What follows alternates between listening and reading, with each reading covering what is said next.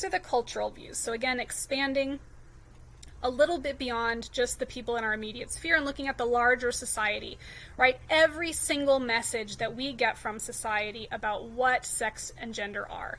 And here, you'll notice that these theories don't have much to say about sexuality. And this is really interesting. I'm not sure if it's because they don't think society comments on sexuality. I think they absolutely do. Or if their focus more is here just on other aspects of your identity. I'm not really sure, but these theories don't have anything to say about sexuality. They apply mostly to your sex and gender identity. And so these views are social constructionism, anthropology, and social interactionism. And these just tend to be, again, different ways of approaching how they account for these views. So in a social constructivist account, right, we're taking the entire society and understanding how that society defines or has constructed a sense of what it means to be a man, what it means to be a woman, and so on and so forth. Anthropology is more at looking at how these views have evolved over time and accounting or giving an account that can sort of explain this evolution, right? So not one that's so fixed in time. Social constructionism, on the other hand, is very much fixed in time. Social interactionism takes in a little bit more of the interpersonal account, right? So how do our interactions within that society, right? So sort of adopting a little bit of both. So again, different ways of all accounting for how our cultural experiences, our societies, those places in which we are born and raised, those experiences, how they form who we are.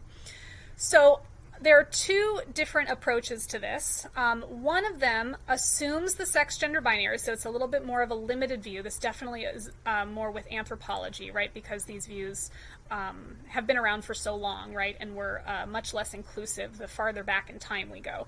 So they thought that sex was fixed, determined by nature, right, that male and female were universal differences, right, that these can be found, anthropologically speaking, in every major culture.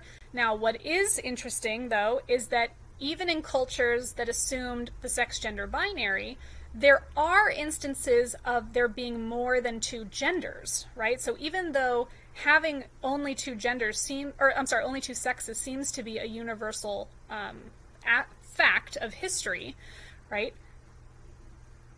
There is a gendered difference going back through history as well, meaning that in some cultures, I think I mentioned this before, there is a third gender. In some cultures, there are up to 5 or 6 different gender type identities, right? So this is something that has allowed even the more limited interpretations, like the anthropological ones, to acknowledge that gender is still socially constructed, right? It's determined by the culture, and so depending on the culture, it can be fixed or unfixed, right? It sort of depends on how that view or that culture views it. So because of this, this more limited or narrow anthropological cultural approach is going to say that sex and gender are distinct. They actually don't think there's any causal relationship between them at all, and that since sex is determined by nature, your gender is just simply learned, and they utilize various communicative theories like sex role theory.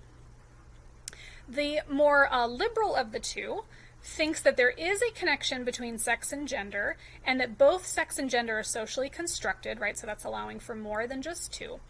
But that there is a singular direction of causality, and it goes from gender to sex.